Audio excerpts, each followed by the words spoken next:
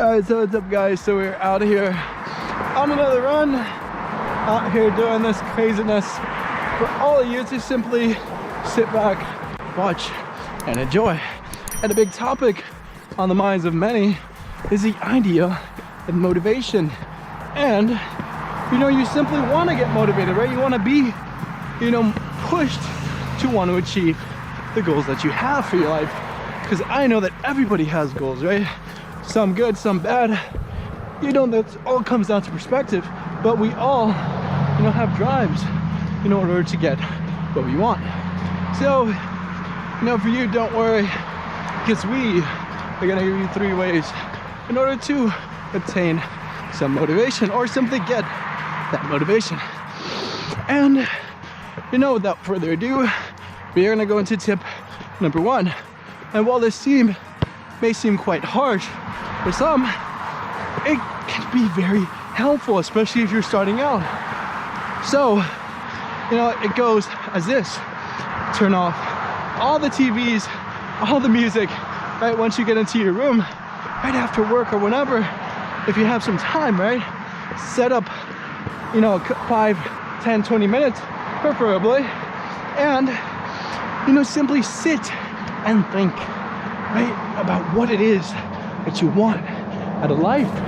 Right? Because oftentimes we can go about our days, go about our business, and simply get lost in the fray of things, right? Get distracted by deadlines and things that we have to achieve, specific tasks that we got to do, and not really think about those things. So for many people, what they got to do is simply stop that behavior for a second, right? Go into their room and sit down, or a park if you don't have access to that, right? Find a place of solitude, of peace and quiet, and simply sit and think and ruminate and reflect on what you've done in the past. And from that, you're gonna start to really think about what you're doing, and that's good, because when you do that, you start to really go and reflect on the choices that you made and figure out what you're good at, what you're not, what you can potentially do, and what you cannot. And from that, you're gonna find sources of motivation and inspiration. I pretty much guarantee that, because by doing so, you are gonna eliminate that outside noise, right? The society, it throws at you, right? The honking cars and news stations and so forth. Well, all those things may serve great purposes, right? Like the news stations to inform you, right? Use social media and so forth to put pictures of you in nice places and check up on your friends. Yes, well, that may be great. It can distract you from yourself and the true inner work that needs to be done. And from that inner work, you're gonna find inspiration, you're gonna find motivation, right? You don't have to be the Dalai Lama, right, or the Buddha, and find a bunch of inspiration by simply sitting and ruminating in your thoughts. But by doing that for a couple minutes, you're gonna start to be on the journey, to enlighten yourself with some new ideas, right? Things you want to do, whether it's to take over the world or to cure cancer. You're gonna start to think about that and think in your own ways, not these outside forces or outside stimuli that we're constantly presented with.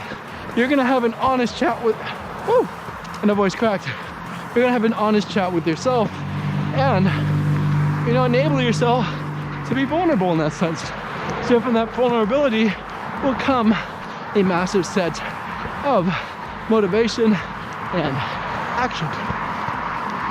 And now for you may be wondering what tip number 2 as far as how to get motivated is, right after simply setting aside a couple minutes to sit alone and think.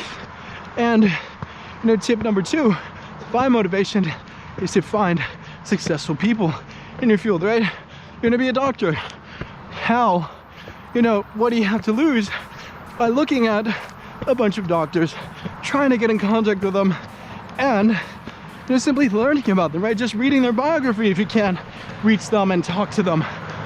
And from that, you're gonna see that these people are gonna motivate you. You're gonna see their stories of success, or hear their stories of success, and understand what it's like to be them, right? How great it would be to be the successful doctor, and so forth, right? You get an experience of what it's like to be in their shoes, and God forbid too, seeing them, you might be pushed against them, as we have some gnats that are flying about and flying all over us. But for you, oftentimes when we go and we try to find these mentors and people that inspire us, it can have the reverse effect. We can realize that some goals, some destinies weren't really for us, and that's okay, because that means that you can focus on something else, find a new purpose, find a new set of tasks that inspires you, and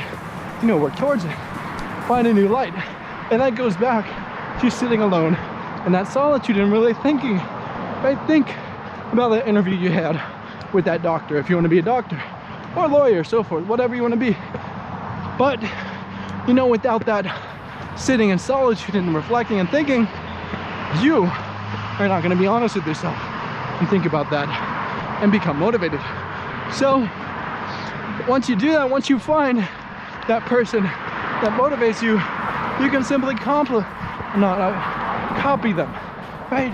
Do the same steps that they did, right, to get to where they are. Right? If it's for a doctor, go to undergrad, get your undergrad degree, take the MCAT, go to medical school, and so forth, right?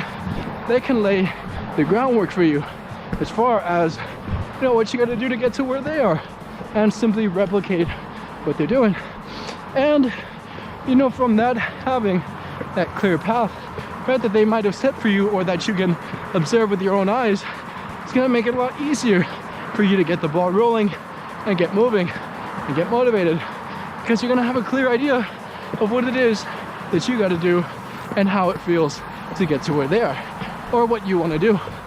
And I don't know about you, but that is going to make me motivated. That is going to make me inspired, give me a drive to get up and start doing. And that's the whole root of motivation and that action that we want to do. So once you got that mentor and person of influence on you, we're going to step number 3. In order to get motivated, right, start to get that ball rolling.